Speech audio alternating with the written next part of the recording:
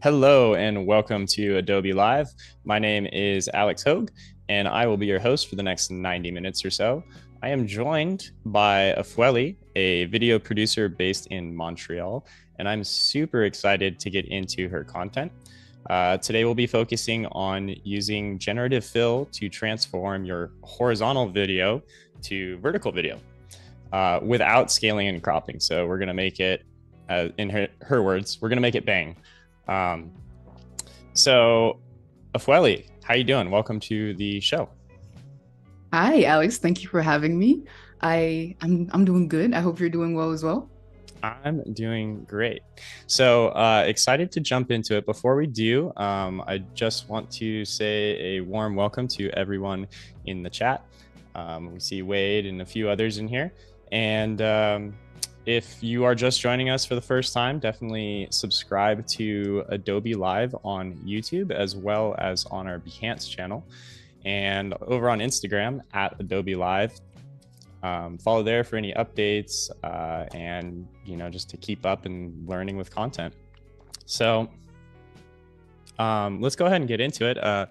Afoali, why don't you go ahead and just tell me a little bit about yourself, what you do, and where you're based, and give us a little bit of a background. Sure. Shout out to everybody who's watching this live and those who will watch it afterwards. So my name is Afoali. I'm a Montreal-based video producer. I'm originally from Cameroon, and I started creating videos in 2016. Everything I've learned thus far when it pertains to video creation has been through YouTube tutorials and practice until I improved. And I'm blessed to have had that journey lead me to several opportunities, namely working at one of the world's largest empowerment media companies as a video editor and then a video director. And I also have had the chance to start my own video production company called 916 Stories, where we are specialized in creating vertical videos for businesses, whether it's personal brands or commercial businesses.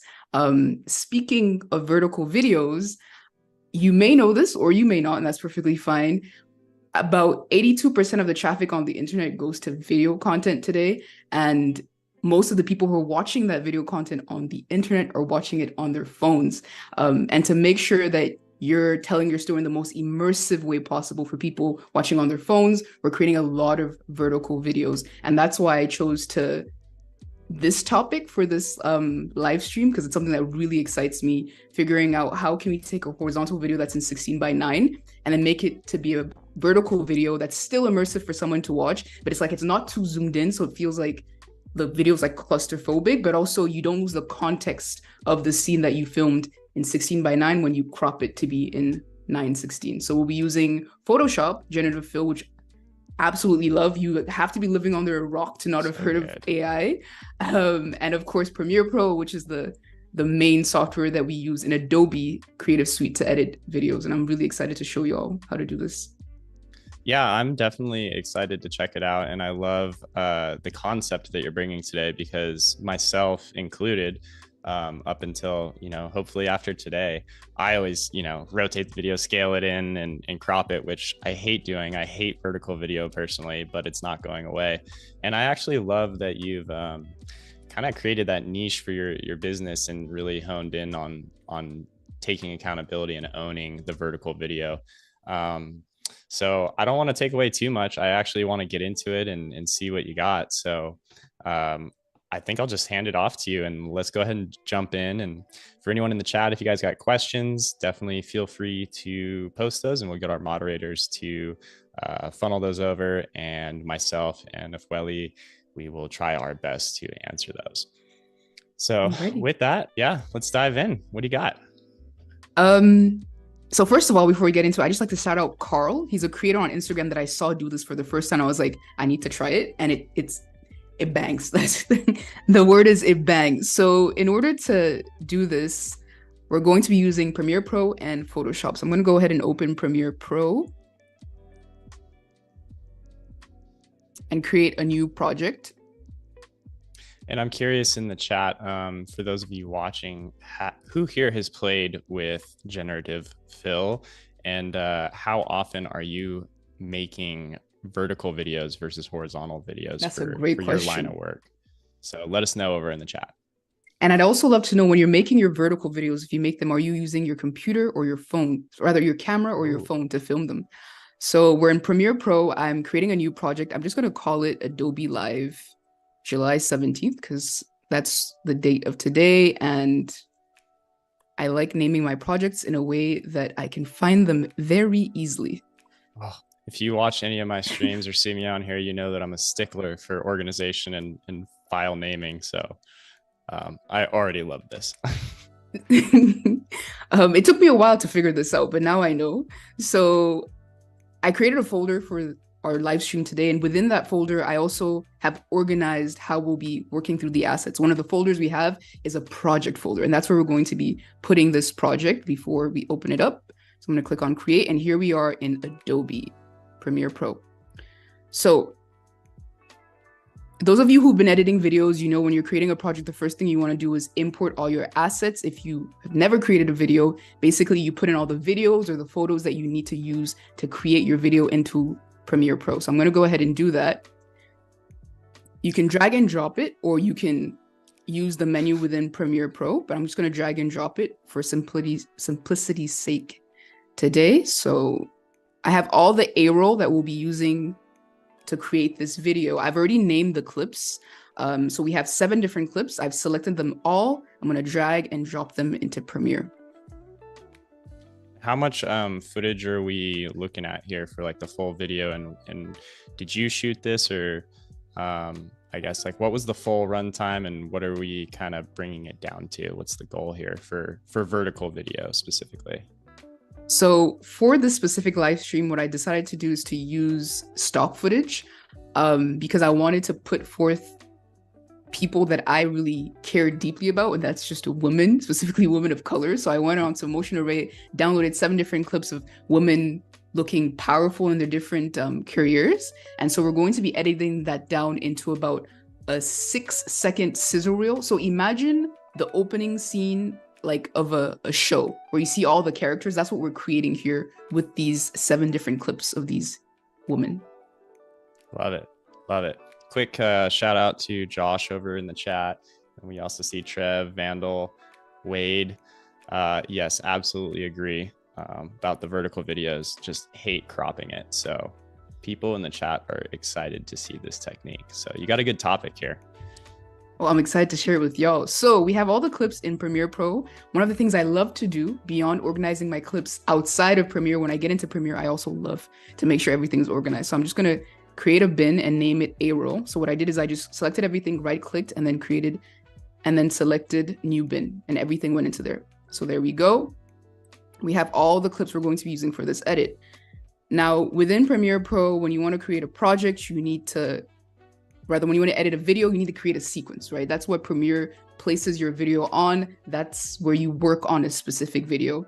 So we're going to create a new sequence. I'm going to show you how to do that once again. Click on File, New Sequence. So I already have presets of the different sequences that I use very often. And in this case, it would be a 16:9 sequence because this video is horizontal originally, right?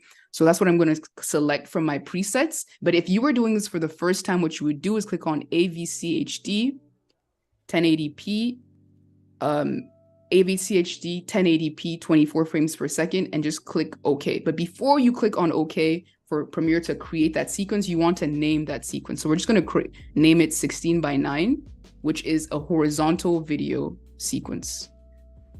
And or frame size. For those of us that don't know all the different codec names they have in there, so the AVC and ABCD and all that stuff, do you ever just go to the custom area on the timeline there to create, just a custom sequence and put in your own settings as well? Yes, I do. And we'll be doing that together when I'll create the vertical video sequence. And I'll show you all exactly how you can select custom sizes, frame sizes to create a vertical video. Excellent. So the first thing we want to do is we have a horizontal video. We need to edit it, right? Before we decide, oh, I want to create the vertical version of it. So we're going to go ahead and look at all of our clips, select what portions of the clips we want to use to build this horizontal sizzle reel of these 7 powerful women, and place them on the timeline. So I named these clips by the order in which they're going to show up in the video just to make it easy for us. Here we have a lady in front of a building. She strikes a power pose, and we're just going to take about 2 seconds of that video. So I'm going to take a step back. You select the video you want to put on the timeline.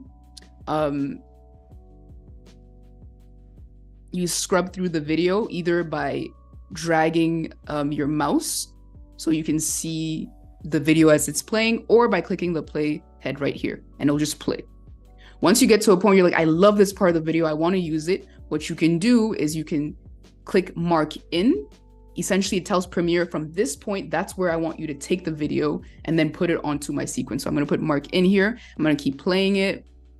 I'm like, this is enough. I pause it, and then I click mark out. So within these lines is what Premiere is going to put onto my sequence. So what I'm going to do now is I'm simply going to click drag video on only, because in this video edit, we don't need the audio, and it's going to drag the video only. So here, go ahead. I was going to say, I feel like a lot of, at least beginners don't know that as well, that you can drag in just the audio, the visual part, or the audio by clicking on those buttons there in the source panel. So I'm glad you mentioned that. Good point. So on your left, you have drag video only, and on your right, drag audio only. So we have the first video on our timeline. As you can see, it's zoomed in because this is a 4K video. So we want to just resize it so it fits the frame. Perfect. So we have our first clip on our timeline. There we go. She started striking a power pose. I absolutely love it.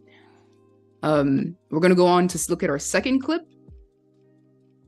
Very similar pose. She's just a different woman, and she's in a different setting. So we're going to go ahead again, select that clip. So I double click on clip 2. So it shows up in my source window so I can play the video. I'm going to scrub through and see what part of the video do I like and what do I want to use in this edit. So I like this moment right here, right before she lifts her arms and folds them in front of her chest. I'm just going to play it again for 2 to 3 seconds. There we go. Mark out. So once again, you have the blue line in, blue line out, drag video only onto my timeline. And this is also 4K, so it's really zoomed in. I'm just going to take a step back so you know what I'm doing. Select the clip that I want to resize on the timeline. Select we're working in a 1080 timeline, correct? That's right. Okay, so the 4K, we're going to need to scale down 50%. Exactly. So I click the clip, go into effects control. So to scale your video down, you're going to be using the scale feature, of course. So what you can do is simply decrease the scale until you're happy with it. But because we know that 1080 is just half of 4K, what you could also do is simply... Oh, math. We're going to do math? This is the last math we're doing. This is it.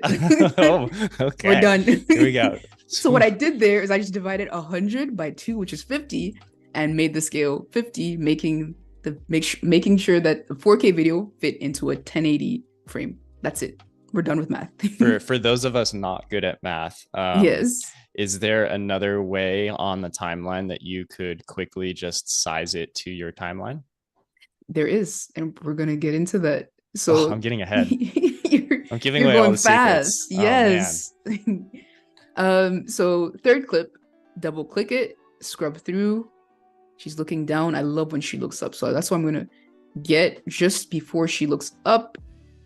Put my playhead right there, mark in, scrub a little bit more until she's looking right at the camera and mark out. I'm just going to keep playing it to see if I like something else more. Oh, she smiles. I think I like that a lot more. Yeah, I think this was her actual pose, not looking at the camera. This is the pose. There we go. Perfect. Ooh, there we go. So I just switched my selection of, and what I did is I simply kept playing the video. Once again, I figured out where do I want it to start, rather where do I prefer it to start, click mark in, keep playing the video and figure out where I want the clip to stop, mark out. I'm just going to drag and drop it onto our timeline once again.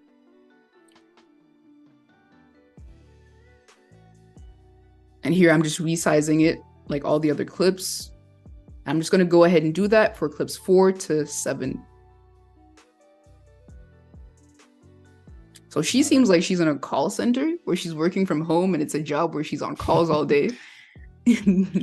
Oh, I don't know what it's like to work from home. I've never done that before. I wonder. I really yeah, wonder. I don't know. So I'm just doing the exact same thing, y'all, just with different clips here. If you have any questions about how I'm going about it, or if there's a specific step you want, like I want you to do it again, don't hesitate to put it in the chat, and I'm more than happy to do it again. So let's move on to clip number 5. She's giving CEO. Ooh. They love the power look. Yeah, that just oof. All right. Yes. And I'm excited to get into Photoshop with this because, as you can see, their backgrounds are all very different, right? And we need to resize these and make sure that the frames are still looking like a video. Double clicking clip number 6. Here we have.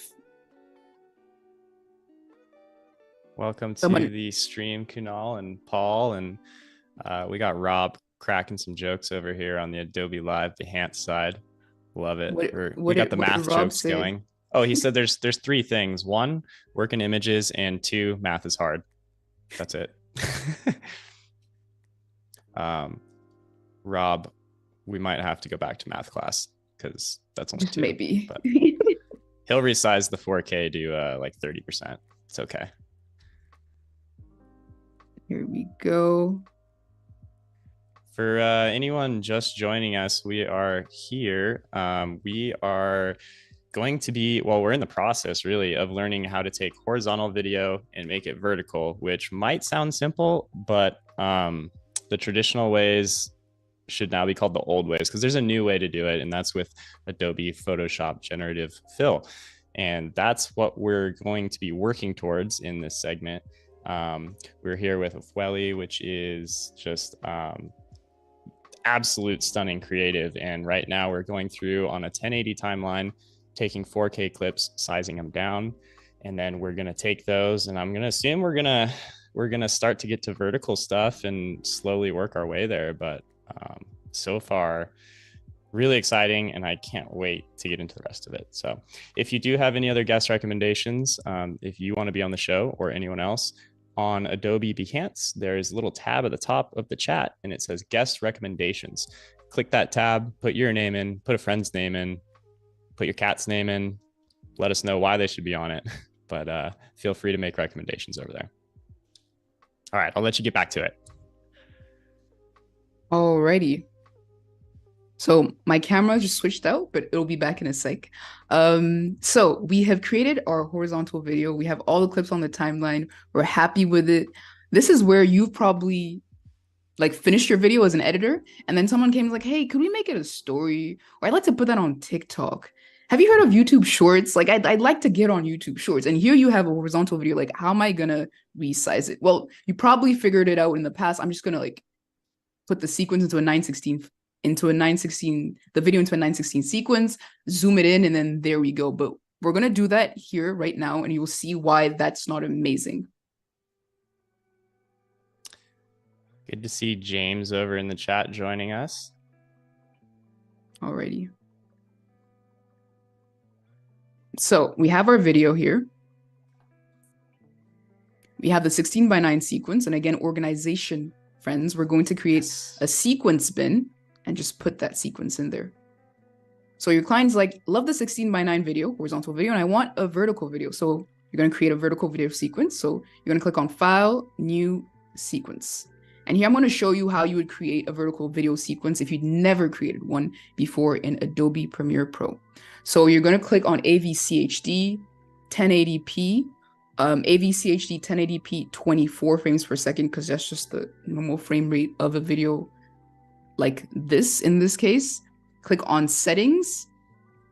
In the editing mode, we're going to scroll up and click on Custom. This is going to allow us to change the frame size.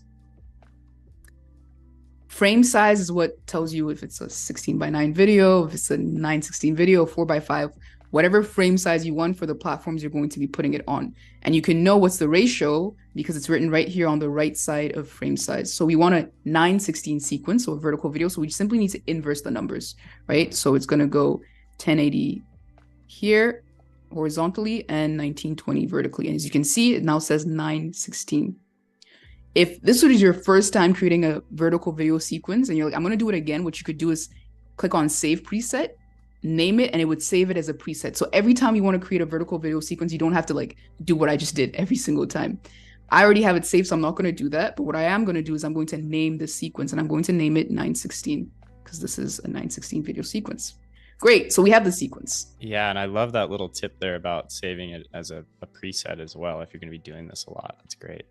Save you time, yo. We don't do math, but we save time. Yeah, and we don't do math. Alrighty. So you would have edited your video. If you're the editor, you have the raw files, you have the project. So you probably just copy and paste your video into your 9:16 sequence, right? So here we are. We've taken those 4K videos horizontal. We put it into a 9:16 sequence. As you can see, there's a black bar on top of the video and at the bottom of the video because it's a horizontal video, right?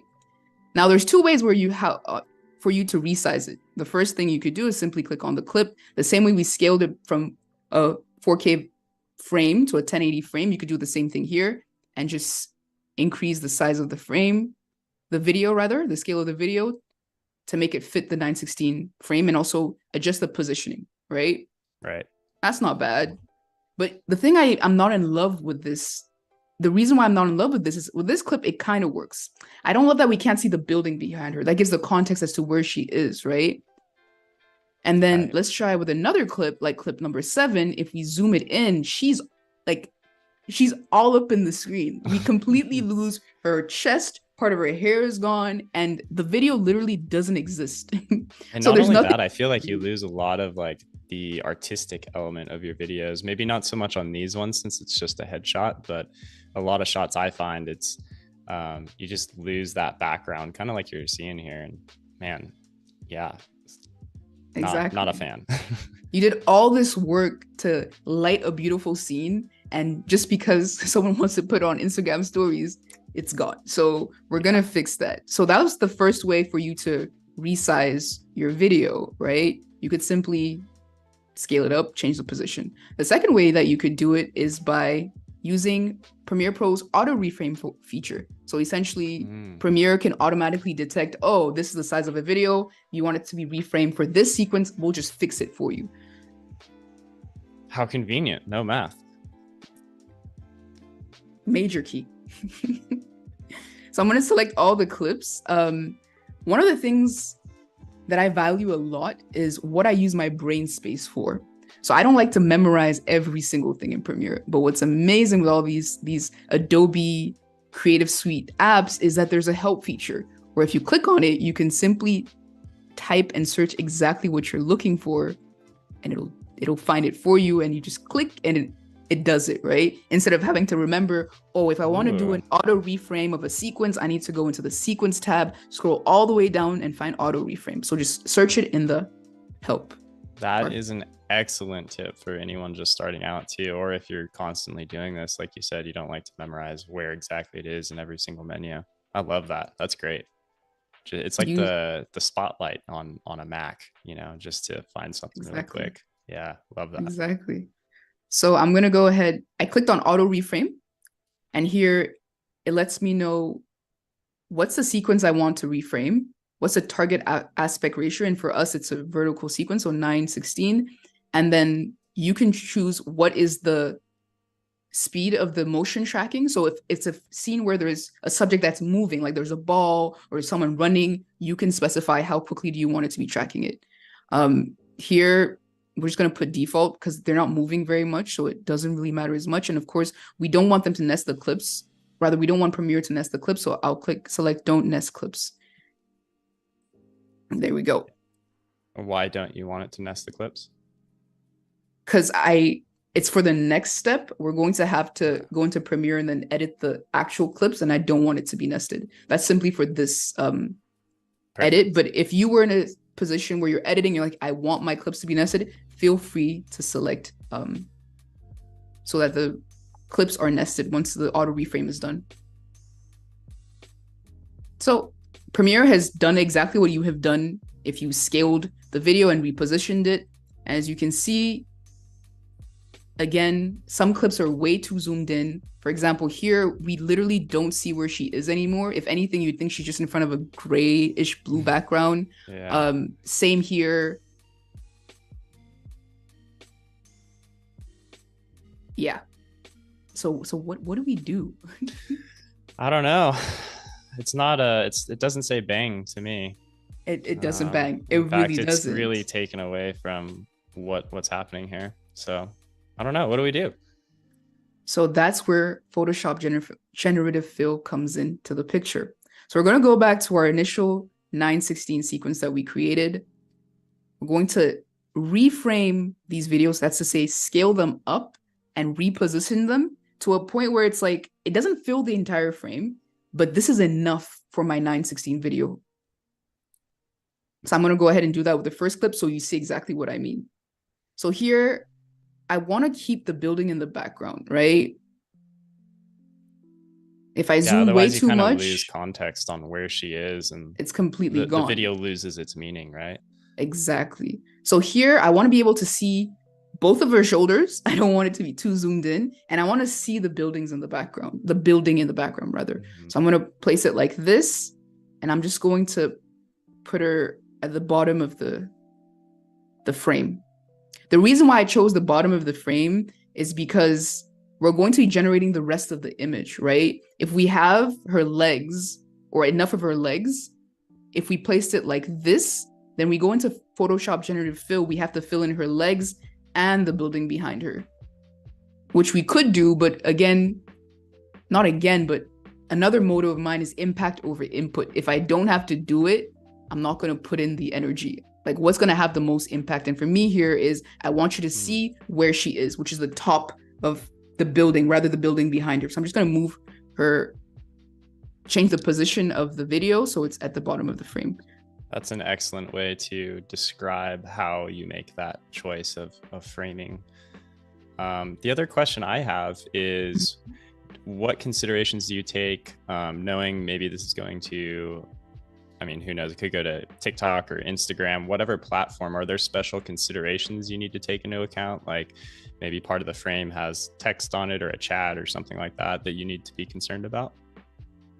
Yes. So when creating vertical videos, things that I keep in mind a lot is how will the platform on which the video will be shared, the interface of that platform, how will it interact with my video, right? So on a lot of these apps, there's text, there's like, share, so on and so forth.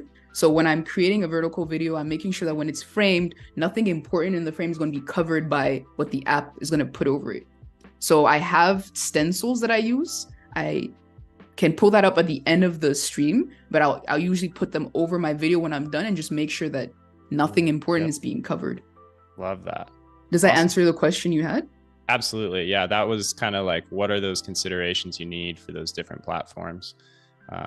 Also in the chat, we're getting a lot of love for the stream so far. And Nicole, I see you over there, and she says, thank you for sharing your skills. Hi, Nicole. It's a pleasure. Alrighty, so we're gonna do the same thing for each of these videos. If you just joined the stream, what we're doing is we're reframing our videos to the point where it's scaled up enough, but we're not losing any context, because everything else that we don't have, we're gonna fill in generative fill using Photoshop. So we did the first clip and we realized, okay, we wanna just see the top of the buildings that are behind her. So we scaled it up and then positioned the video to be at the bottom of the frame. For this one, I think we're going to do the same thing. So we're just going to scale it up a little bit, make sure we can see her shoulders, both of her shoulders. And I'm just going to move it to the bottom of the frame.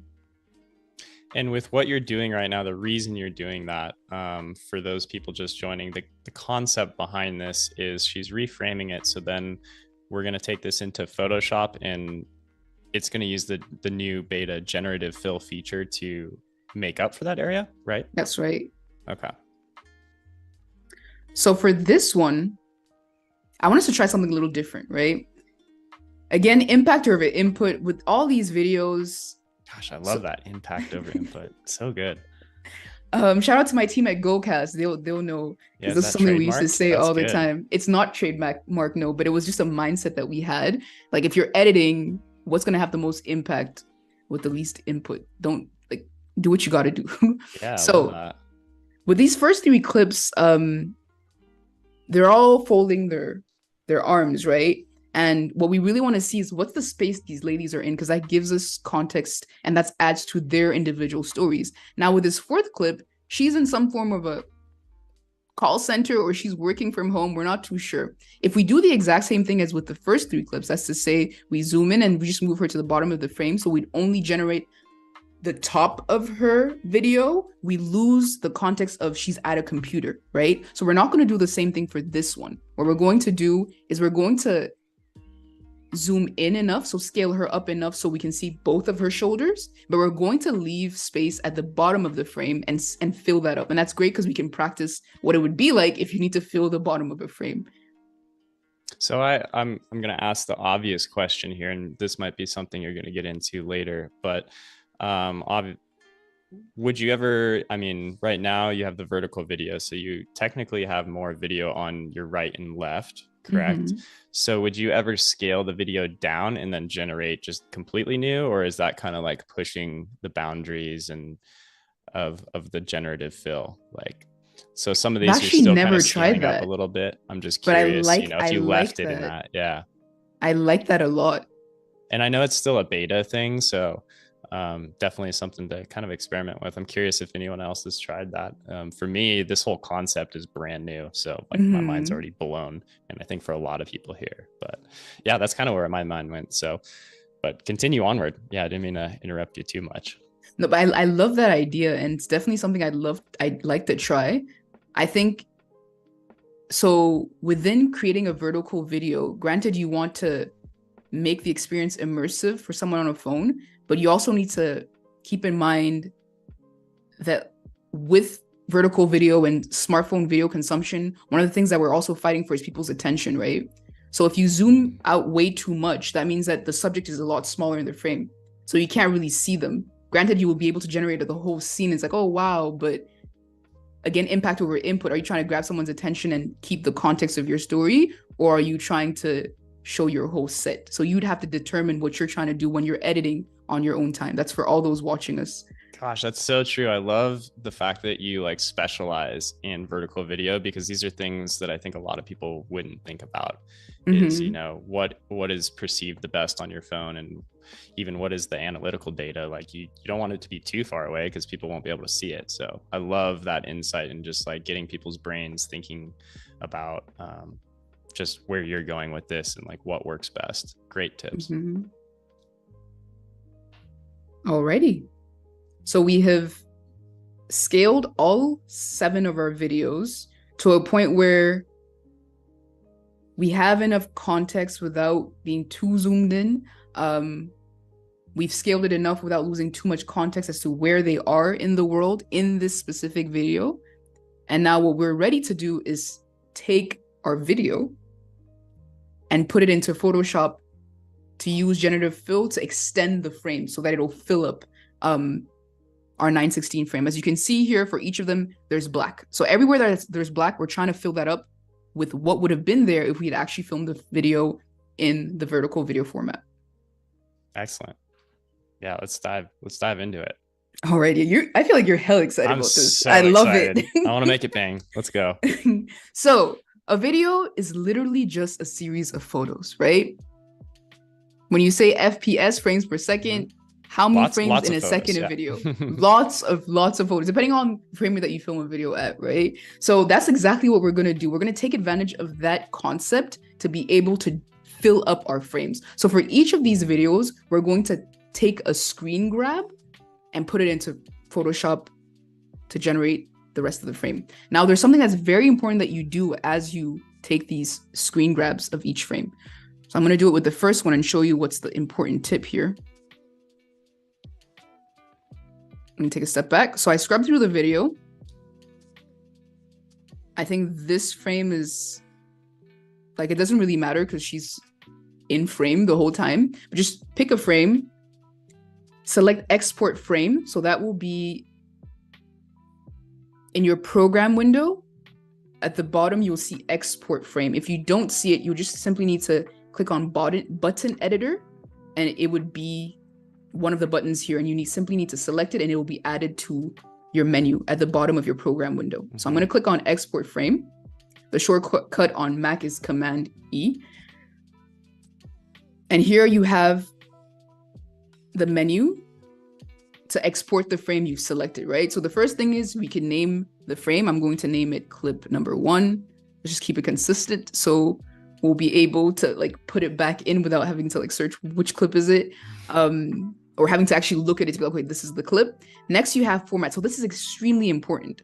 In the format, you have different image formats that you can export the photo in, the screenshot in. It's important that you choose PNG because we need to have Photoshop have this frame size, but also have the space to generate the rest of the image, right? If you don't choose PNG, what you'll have is the screen grab and it's a black space, but we don't want that. So make sure to select PNG.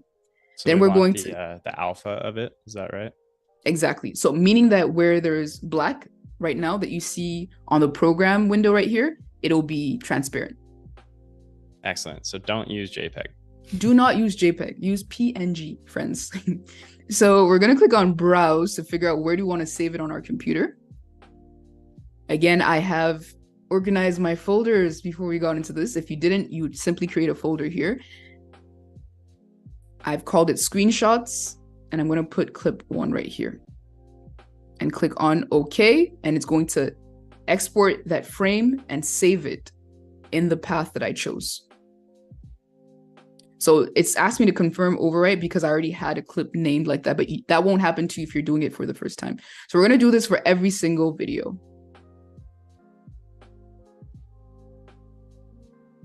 There's certain limitations to doing this, and I'm going to touch on them like towards the end of the stream.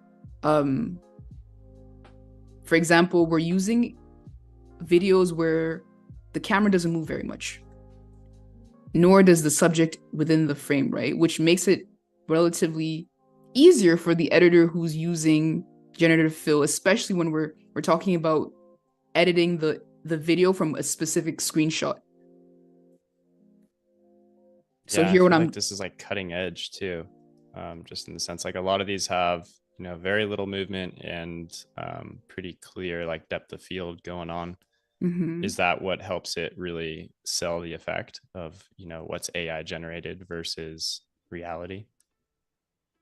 Well, it's great images, yes, but there's something we'll do in Premiere Pro when we put it back in that like just makes it seamless. You're like, I didn't, unless I told you, you wouldn't know that part of the image wasn't actually filmed.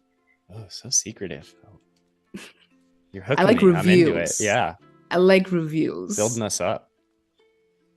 So as I mentioned, for those who just joined the live stream, what I'm doing here is I'm taking screenshots of each clip in my sequence, in my video, exporting a frame, making sure that it's a PNG file, meaning that the portion that's black or that doesn't have an actual image is transparent before we take it into Photoshop Generative Fill, where we'll be able to fill the frame to turn a horizontal video in 16:9 into a vertical video, which is 9:16.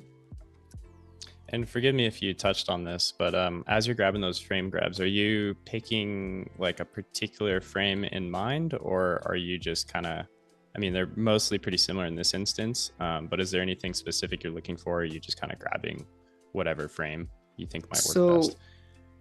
For these, it's quite simple because the camera isn't moving that much. So what I'm trying to say is when the camera is not moving, you just need a frame where everything that you want to be in frame throughout the whole video is visible, right? Now, thank you for bringing that up because this is a point I like to make here. In this clip, her head moves. Yeah, that's what I was going to ask. Like her head moves, but also it's a little tough to tell, but is her hair getting cut off? And her hair is getting cut off. Yeah. That's right. Interesting. So when I was doing this and when you'll be editing as well, with this specific editing trick, you have to be mindful of what portion of a video you choose to take from your horizontal video to your vertical video. So for example, for this here, ideally, I wouldn't pick a frame where she's moving too much. Like I pick a frame where she's still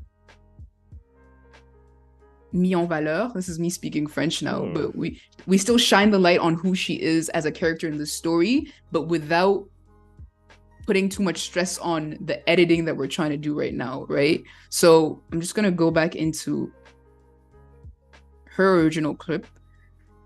So there's two ways to do this. You can right click on it, the clip, and then simply reveal in project, and it'll just pull it up in your project tab, or you could go into the project tab and search for the clip. I selected the first option that I just showed you.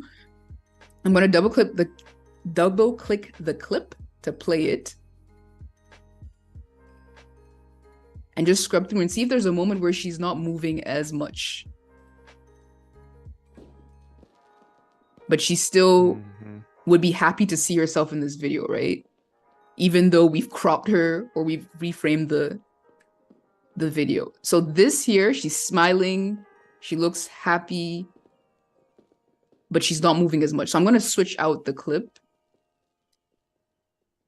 So this is me troubleshooting because I have experience with this. If I didn't, what would have happened is I'd have gone into Photoshop, done everything that we're about to do, and come back and be like, oh, this doesn't work. This is why people are here. These are the pro tips. We're saving people time right now. You know what I'm saying? So this is maybe the life of an editor too. Welcome to my life, y'all. So I've selected a different clip, and as you can see, because I haven't reframed it, like changed the position and the scale, it's still really zoomed in. It's that 4K video. I could do it manually again, but what I'm going to do is simply select the video where we already had the exact scale and position that we liked, go into the effects control tab, select motion, Command C, or right click and copy, and simply paste that onto the new clip. And it'll do the exact same thing that we had on the clip that we realize is not great for this edit. And I'll just delete that one. Alrighty. Sweet. And then what I'm going to do is just get a screen grab from there, name it clip number 7. Again, make sure it's PNG. I've chosen the path, and because we already had a clip called clip 7, it's telling me, hey, what's up? And I'm like, no, it's okay. Confirm, overwrite. Perfect. So we're ready to get into Photoshop. Premiere Photoshop. Listen, that's what it's going to become at this point. Alrighty. So I've just opened up Photoshop. This is what it would look like. If you've never used it before, you wouldn't have all these projects under because you would have never created a project. What we're going to do is open up the images that we just exported. So I'm going to click on open. Select all of the images and click open. So again, remember how we made sure to export the frames as PNGs? If we did not do that, right here, it would be black. Where you see the checkerboard, it would be black. But we don't want that. We want it to be transparent so that when Photoshop fills the frame, it knows this is the frame, like, of the final image that Afoali wants, and then this is where it needs to be filled. Whereas if it was black, that wouldn't happen. I've actually never tried it when it's black. Maybe I should. Maybe we'll do that in the end if we have time. Alrighty, so we have all our clips in here. Let's open up clip 1, 2, 3. And just so you know, since you mentioned time, we probably got about just over 45 minutes or so left, and then we'll kind of recap things. So, okay, thank you. Yeah, of course. Alrighty, so we're gonna start off with every single frame and just generate that fill. And what if my Photoshop doesn't have that feature? So if your Photoshop doesn't have that feature, you're probably not in the right version of Photoshop. So this new feature in Photoshop is only available in the beta version of Adobe Photoshop. So if you're in Adobe Photoshop, the full version, you won't see this. So what you need to do is go into Creative Cloud and download the beta version of Adobe Photoshop to be able to have this feature. And just for anyone who's interested in trying that out, if you do pop open that Creative Cloud desktop app, you will be able to find beta access on the left-hand panel there. It's below the apps. So if you look under apps, you won't see it. But if you go to the beta tab on the side, you should be able to find it. Boom. Right there. Ready. But I imagine this will probably be going live pretty soon and you won't have to do that. So. So we have our first image here. So I'm going to show you exactly how we're going to generate the rest of the image. That's to say everything we do not see here. Get your paintbrushes. So within Photoshop, what you want to do is select the rectangular marquee tool.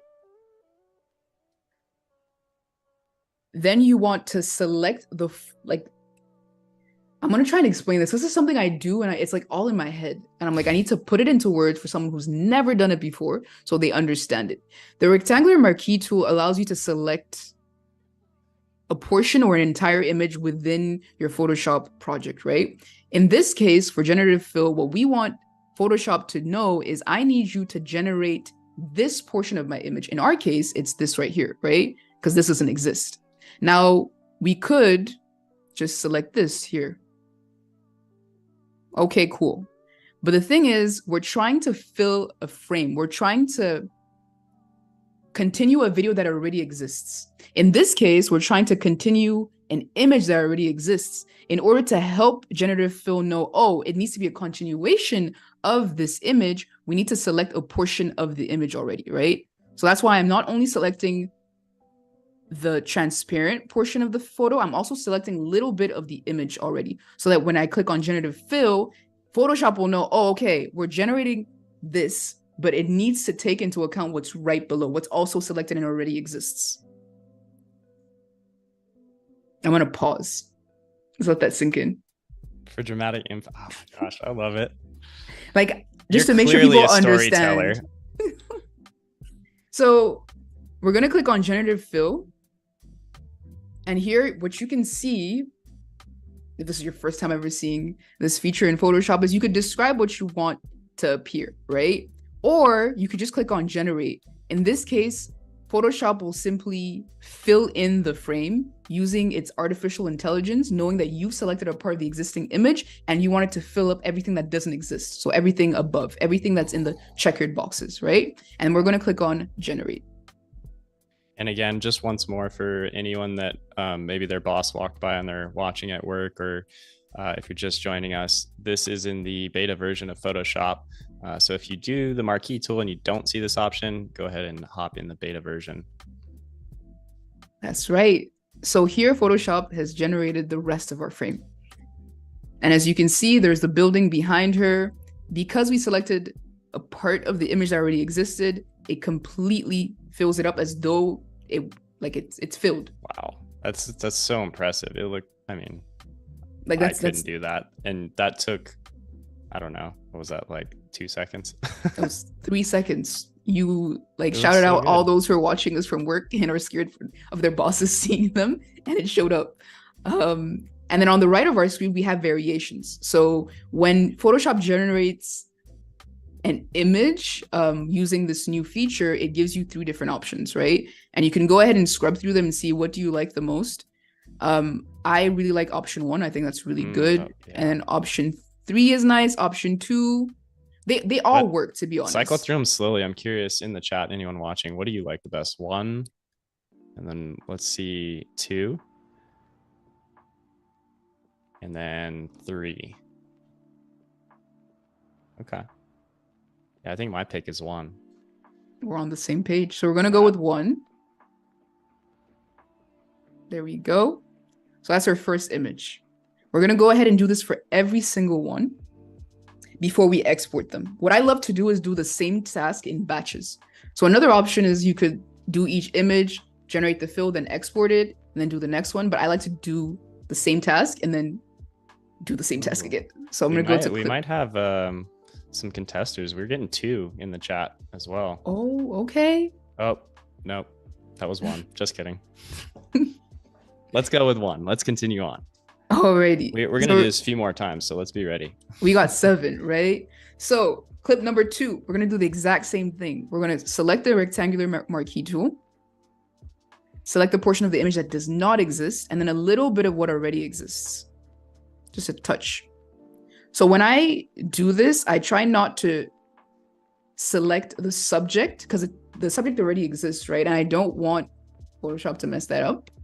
If you're at home, you can definitely test out selecting more of the subject. So what I mean by that is this right here. If we chose that, you know what, let's have some fun. Let's see Yeah, what happens. I want to see what happens. To be honest, as soon as you said that, it's like when you tell a little kid not to push the big red button. It's like you just have to push it. So let's just see what it does out of curiosity, and then we'll jump back over. I felt that too. Let's I was explore. like, yeah, you're like, oh, I gotta do it. So once again, we click on generative fill. We don't need to put in a description because if we just click generate, Photoshop will fill in the blanks for us. I'm excited for this one. I think it's going to do pretty well. I feel good about it.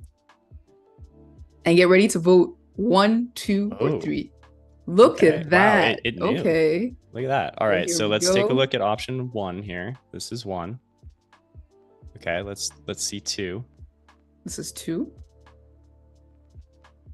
And this is 3.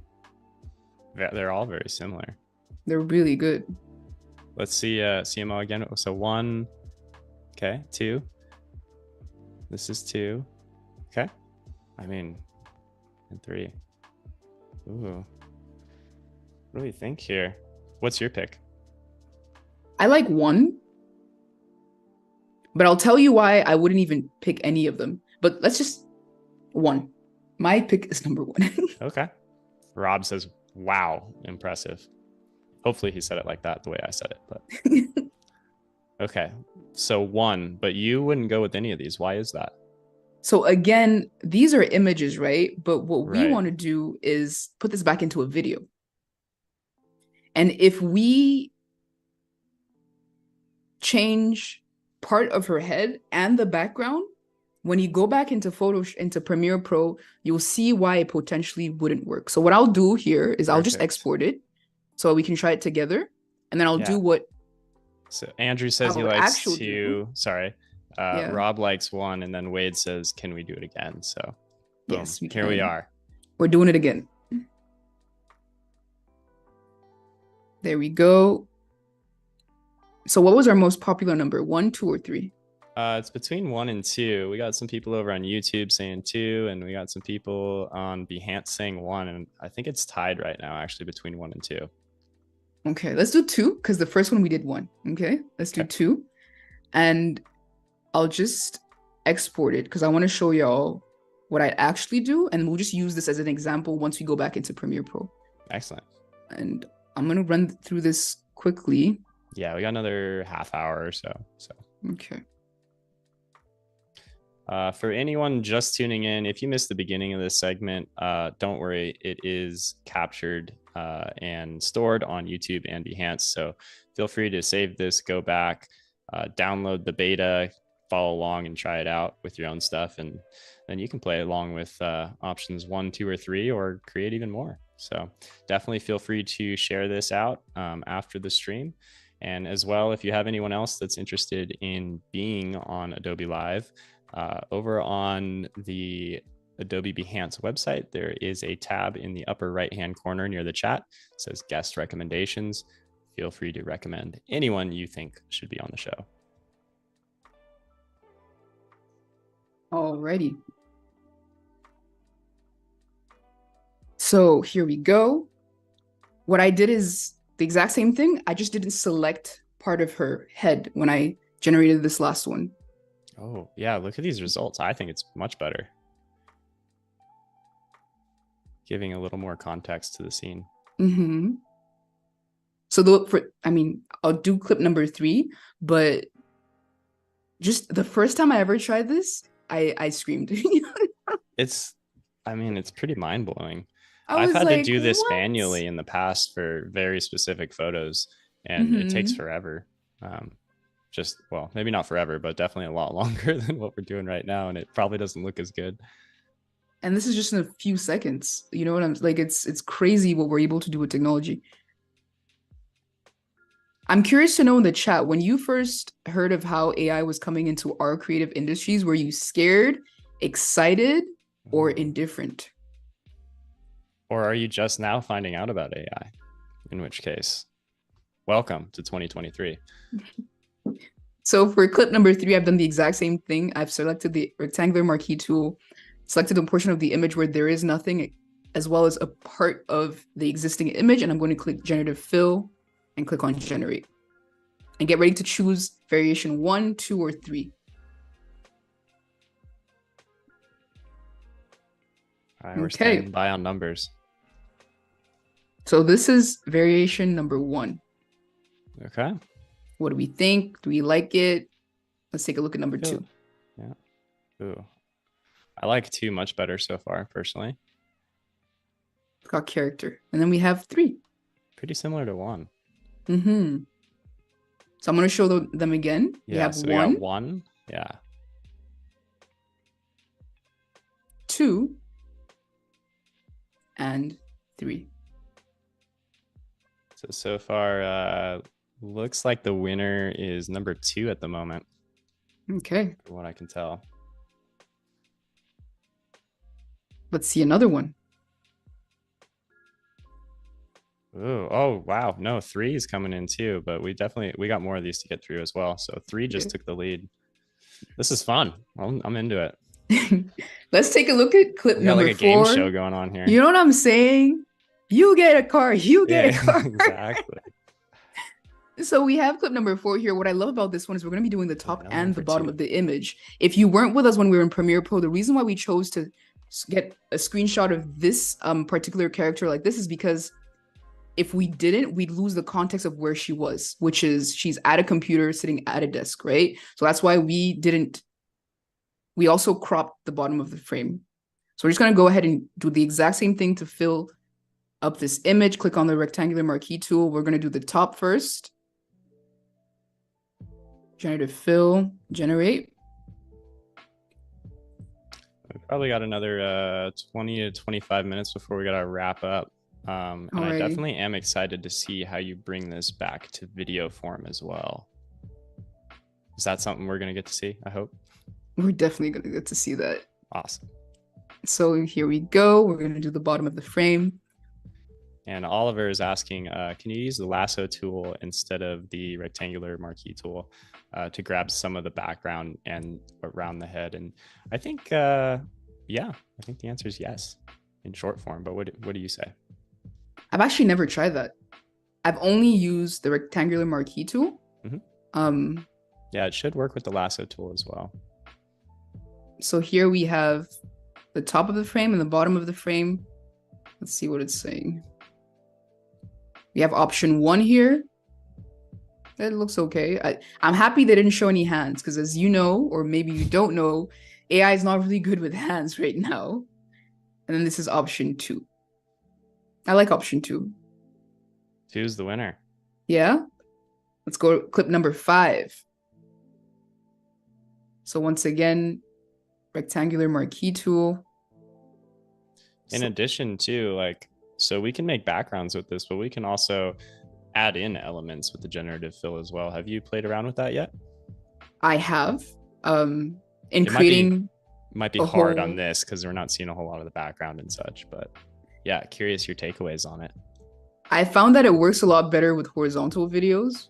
Like for example, if I wanted to shoot a whole YouTube tutorial of me in my space right now, but I didn't have like a plant on my right side and I really wanted a plant, I would use generative fill to like enhance my space, like my studio space. Mm-hmm. Mike is asking if we could maybe just try really quick, like could we maybe put a clock on that wall? And I think you can use the lasso tool if you wanted, or the circle marquee, just kind of draw an area. I'm just curious. Yeah, let's see what it does. Alrighty, let's see. And in my experience with this so far, I think as opposed to like the Adobe Firefly side of things where you can get a little more detailed, I think this works better if you keep it simple and let it generate. So the first thing we've tried is a clock. So what I did is I selected the lasso tool, drew a circle, and then put clock. Mm-hmm. Then I clicked on generate. So these are the variations that we've gotten. I feel like I could do better. Yeah. Yeah. And again, like you said, I think the more information it has to work with, like maybe if this was the horizontal image, I think it would have more information to pull from too.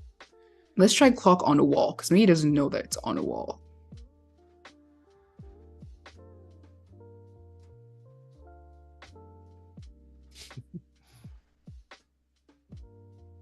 For anyone watching, be sure to That's not subscribe. bad. Look at that. Oh, there we go. We're getting some perspective there. A And I lot think you better. could take that too. Like, I mean, with more time and everything, but I think you could composite that in there even better too, and like change the brightness and everything. And you could sell that for sure. Even the numbers, just fix them up a bit.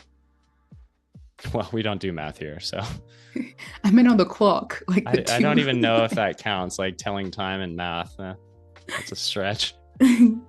Alrighty, let's take a look at clip number 6. So we'll just select the rectangular marquee tool, select the portion of the image that doesn't exist and a little bit of the portion that already does. Click on generative fill and click generate. I hope y'all are ready to choose what variation you like. Oh, look at that. Okay. So here we go. This is option number 1 that you're looking at here. Wow. Like it filled in the binder. That's insane. The shell. That's so cool. Oh man. Yeah, I want to. Ooh, okay. We have a clock now. Okay. That's variation number 2. Mm-hmm. And here we have variation number 3. So you can go ahead and let us know in the chat if you like number 1, number 2. Math time. I got to add these up. Or number 3. Y'all are making Alex work. Oh man. Earning it over here. We'll give it a second and see what people chime in on, but let's go ahead and continue with your personal favorite. Or how many more of these we got? Oh, this is the last one. This is the last one. And so here we got some hair. Yeah. So selected the portion of the image that didn't exist and a little bit of her hair. And now we're going to generate the top of the frame. Let's see what Photoshop got for us. Look at that, y'all. That's hair. That's so impressive. That's really, really impressive. And like it's circle seamless. Back around too. We got I think 2's the winner. We got a couple votes for 2 on Behance, and then over on YouTube we have 1 for 3. So I think 2's the winner on the last one. So just in case you were wondering. Perfect. So I chose 2 for clip number 6. So this is the top of her hair. I think we can all agree that like they all look pretty good. So I'm just gonna go ahead and choose number 1. And let's do the bottom of her frame. So we have her shirt in here. It's a yellow shirt. Man, I'm just imagining this for like even just photo shoots. Like there's so many uses for this. It's unbelievable. It's gonna save so much time. Oh, you can get so creative. Like I had this idea, and maybe someone in the chat can actually do it who's watching violation of guidelines. No, we're not violating anything. Like recreating popular album covers, but you just take an image of what you have access to. So maybe you can just be in a similar setting, have similar lighting, and then you just generate the elements that you don't have access to and like recreate them. And because you're just recreating something that already exists, like it'd be a good way for you to practice without. I'm very respectful. Well, that is the good thing about the AI for Adobe. It definitely makes sure to credit artists and only use stuff that's licensed. Can't say that for everyone else. Let's try that one more time. I wonder why it's... Oh, sorry, go ahead. So what has happened here, for those of you who are watching, is we're trying to generate the bottom of this frame. I've tried it twice, and every time it tells me, do not violate... Well, that's the beta, ladies and gentlemen. Things sometimes come up. I'm not sure. I haven't worked in it quite enough to know what's going on there, but... Yeah. But that's okay. Yeah, these things happen, so... We're just going to move forward with the first 6 clips, and then if we have the time, we'll circle back to the 7th clip. So now what Totally. we want to do once you've generated the rest of the frame for all of the images that you exported from Premiere Pro and put into Photoshop, you want to export them so we can put them back into Premiere Pro. So Oh, Oliver says, by the way, that there's certain areas of people that it won't generate. Good to know. thank you for the tip, Oliver. I thought that because it is her chest area. Mm-hmm. So I was like, oh, maybe Interesting. it's feeling Wow. weird about this, but I was like, I'm not sure. But thank you for bringing that up. I'm glad I'm not the only one that thinks that. So clip number 1, we're going to go ahead and export it. And yeah, friendly reminder that beta is for non-commercial use only.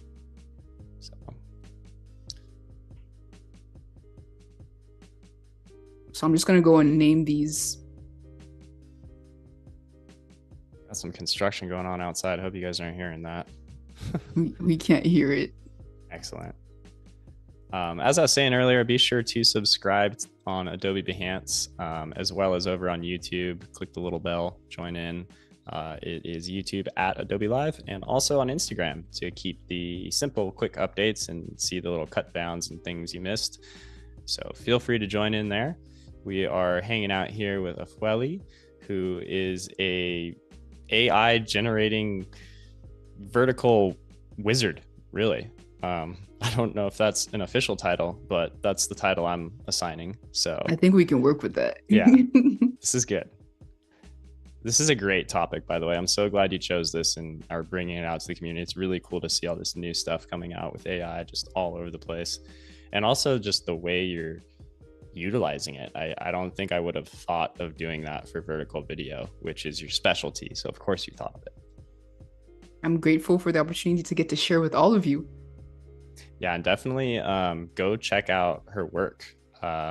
We can get your website up there. We can maybe have the mods post that. There it is. That is your company 9 by. Do you say 916 or 9 by 16? 916. 916. Okay. That's right. Excellent. Yeah, go check out her work. Absolutely incredible. Very fun stuff. So we're back into Premiere Pro. We're going to be taking the photos that we generated in Photoshop, put them back into Premiere, and now edit our videos. So the first thing I'm going to do is create a bin so we can put all these photos in Premiere in an organized manner. So I'm just going to put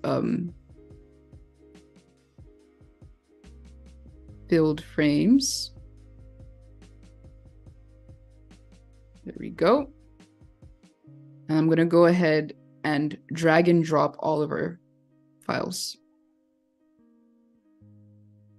I'm just a bit of a perfectionist. There we go.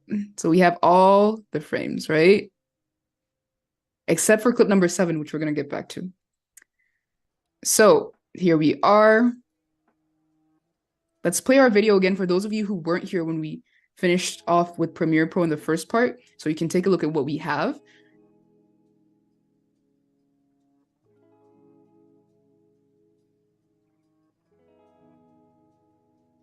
Yeah, excellent. Thank you for kind of doing that little recap too.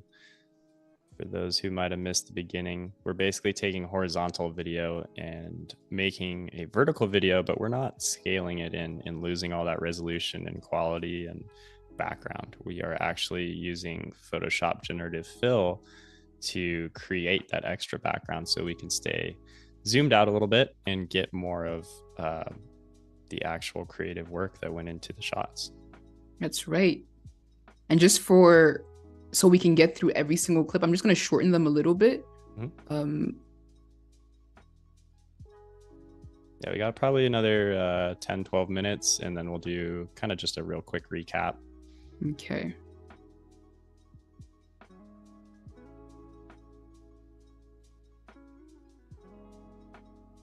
So what I did there is I selected all the clips and I set them to the same duration, which is, it was like 15 seconds. No, it was less than 15 seconds. And now I'm just going to close the gap between each of the clips. So here it is. Man, I love the way, I mean, you gave that tip earlier. I love the way you use that kind of search help feature. I never use that, and I'm just watching you do it, which is why I love doing these, because I get to see how other people work, and I could definitely see that being so helpful.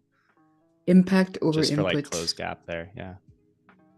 Alrighty, so let's get into filling these frames, right? So we have clip number 1 right here. What we're going to do is select the image of clip number 1 that we filled and put it over clip number 1. As you can see, it's way too long, so we're just going to go ahead and make that the exact same duration as clip number 1.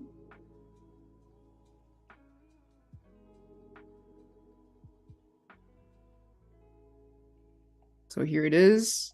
And because the image is on the video layer that's above, as you can see, we can't see the video, right? She doesn't move. Yeah. But what we're going to do now is we're going to mask the video so that the frame that we generated will be visible, but the video itself will also be visible. I'm going to do it, and I think it'll make a lot more sense. So in order to do that, we're going to put the video layer above the image, just like this. So now, as you can see, if I play it, the video is above.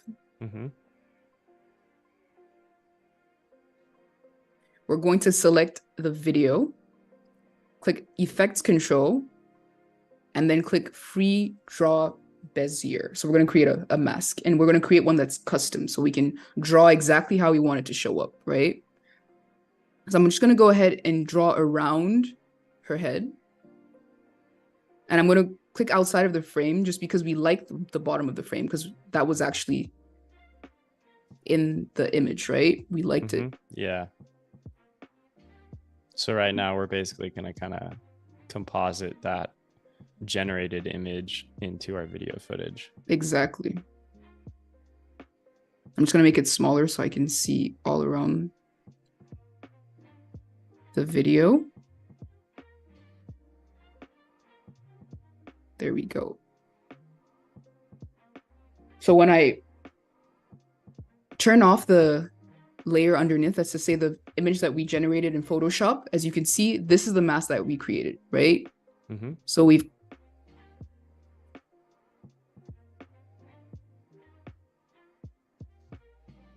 this was the video before we created the mask. Yeah. This is the video once we created the mask. Now, when we turn on the photo that we generated in Photoshop underneath, this is what it looks like. Everything above is now filled. Does really that play through? And now let's play it. Just like a little sleight of hand, smoke and mirrors kind of trick there, huh?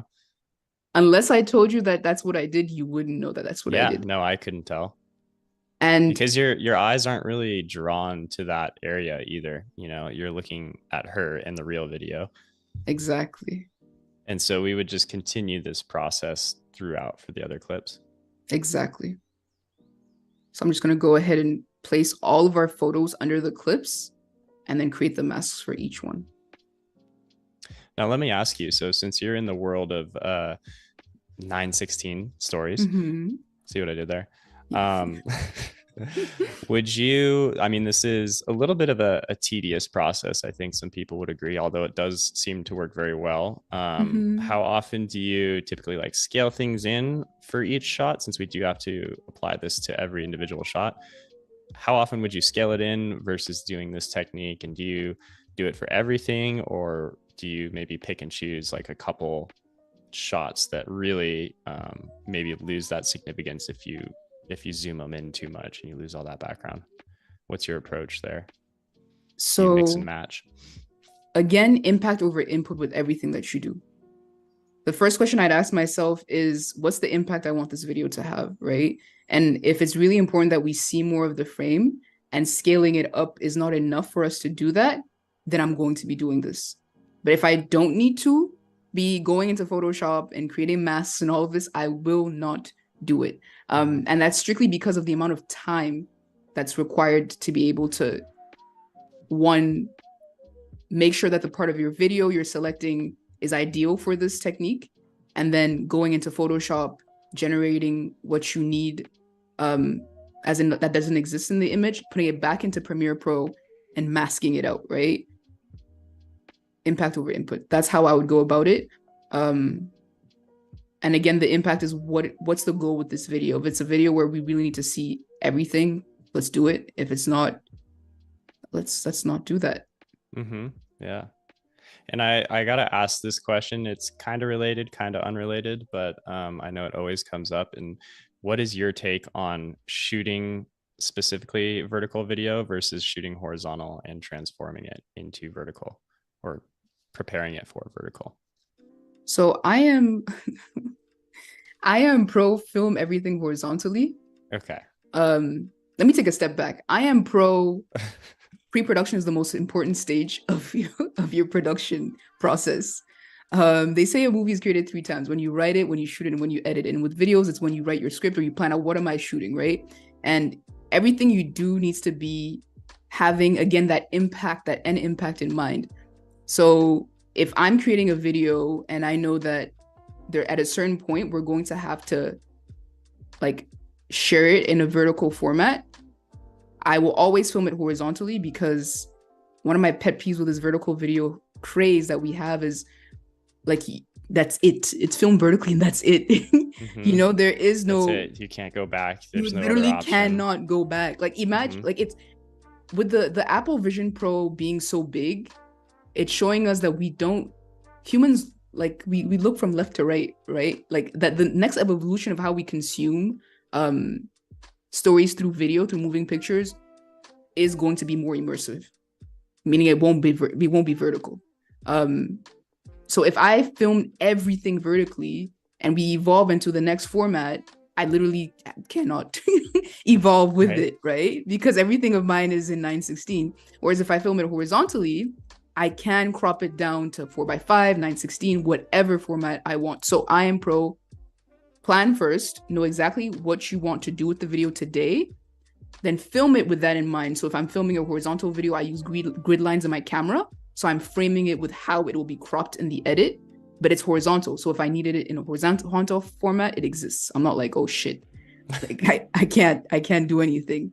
So my answer is film it horizontally. If you want to have it vertically, keep that in mind. So as you're shooting it, you have the option to make sure that your subjects are framed for you to crop it accordingly. I think that's the best possible answer. Pre-pro is very important, and knowing where your final deliverable is going to go, I think is absolutely the best answer in determining, how to go about doing it. But I definitely agree. I'm a fan of the horizontal. You lose a lot of information, but with this technique, maybe we don't have to. So I love it. So I've done every single clip. Um, Which really didn't take long. I mean, it didn't. Then again, it's yeah, because our clips are quite short, right? true, And very the true. camera is not moving, the subject's not moving. There's a clip that if we have time, I'll show you how it gets complicated when the camera is moving, the subject is moving. But before we get into that, one, if you're in the chat, I want to know, do you film exclusively vertically or are you pro horizontal videos? And Mm-hmm. two, I want to show you a little trick here. So we've masked out the subject, right, in the videos to make sure that it blends with the image that we generated in Photoshop. But what you'll find is sometimes the edges are very abrupt when you don't feather them. And this is something that I do when I use this trick is I make sure to feather the edges so that the transition from the video to the photo is seamless. I'm going to do it here. You probably can't see it very much because Photoshop generative fill was really, really good to us. Like it's very, look at this. I mean, There is no feathering, not at all. And you can't even tell. I'm just going to play everything so we can see it all together. So here, I don't know if you saw that. I'm going to play it again. Right here. Doo-doo. oh yeah. Mm-hmm. Not too Look bad. at Not that. too good, yeah? Now we know how to spot it, for There we people that aren't go. aren't watching this and aren't getting your tip. We'll know. And here is an extra bonus tip. As I mentioned, what you can do is feather the edges of the mask that you created to make it a little bit more seamless. So here, zero feathering. As you can see, there's this harsh line here. When you zoom in, you can see it. When you zoom out, not as much, but if we're gonna do it, we're gonna do it well. So I'm just gonna go ahead and feather the mask, and it just makes it a little bit more seamless. And then with the hair right here, I'm going to zoom in again. We're going to do the same thing. And sometimes you might have to like do more than just feathering the edges of your mask. Maybe it's completely moving the mask. So here, for example, it's not really giving like that, is it? And this is that, oh no, this is that one where, was this the shot that the head was being blocked or cut off a little bit? No, remember that one? That was like the later shot, right? Okay. Yeah, Photoshop told us we're violating guidelines. So here, the solution I would have for this is to go back into Photoshop and generate it without selecting any of her hair. And this is that learning process I think you were speaking to earlier, where it's like, sometimes it doesn't work. You got to go back and kind of try it again. But each one of these, it seems like you're going to learn the things that it works great on and might need a little bit more work. So we are getting close to the end. Do you have any kind of final things that you want to show us, and then maybe give us kind of a little recap?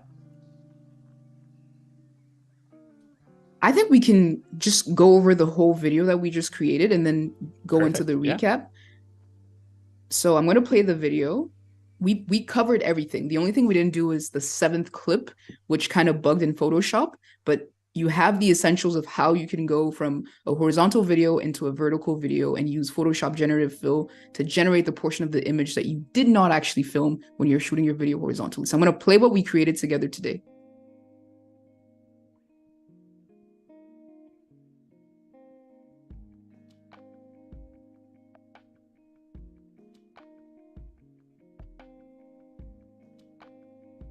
And it goes so quick too. You would never notice. You would never that little notice. Hair mistake. Like I'm just gonna play it again so you can see what was filled in.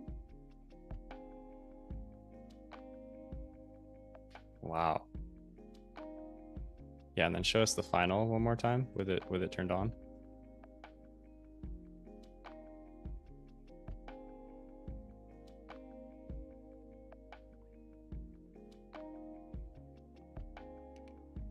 Oh my gosh, that is such a great little hack. Obviously it only works for very specific stuff, but I don't think I ever would have thought of doing it that way. So huge kudos to you on the creativity there. I love that. Definitely can't wait to see this implemented inside Premiere. Wink, wink, nudge, nudge. Not a push, just a wink and a nudge. Exactly. Awesome. And then what were the key things were, so we took our horizontal video, scaled it appropriately in the frame to what you thought would work best. Make a PNG instead of a JPEG, and then 1, 2, or 3 in Photoshop, and avoid math at all costs. Exactly. Also avoid hair if you can. If people are moving, export those PNGs with the generated elements that you created in Photoshop, put them back into Premiere Pro, place them on the timeline according to the videos that they are associated with. Use the masking tool to mask out the videos. Use feathering if the edges are a bit too rough, and that does the trick. You'll generate a vertical video from a horizontal video without having your subject being way too zoomed in and without losing the context that tells the story you're trying to tell with the video that you created. Awesome. Yeah, I love it. Do you have any kind of final closing remarks? We've been hanging out with Afoali. Sorry, I still have trouble with that. My apologies. And she's been kind of showing us all the little tips and tricks for Adobe Photoshop generative fill. And if you missed any of it, definitely check out the replay, which will be on both YouTube and Adobe Behance. Be sure to subscribe.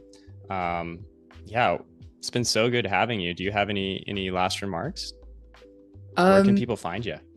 You can find me on Instagram. That's _Afoali, AFOALI. That's the same username for all social media platforms. And of course, my website that's in the chat. If you have any questions, please don't hesitate to send me a message. I'm more than happy to share with you. Sharing things like this and empowering people to tell their own stories is something I'm extremely passionate about. So do not hesitate. And remember, impact over input. In everything you do with these edits, like, I know there's so many tools that are coming out, but think about what can I do that has the least input, but it will have the biggest impact. I love it. I've had such a good time hanging out with you here. I definitely learned a lot and just gave me some creative ideas for future projects. We are signing off, but for those in the chat, definitely stick around. The day is not done. Next up, we have a new episode of Animation 201, and that is a new series that explores the 12 principles of animation using After Effects. This week's focus is the principle that is used to give the illusion of speed by smearing lines and shapes. So stick around, that's coming up right now. Afoali, it's been absolute pleasure having you here and hope to see you back soon. It's been really fun. You've been great. Thanks so Thank you much. for having me, Alex. Bye Yeah. bye. All right, guys, take it easy.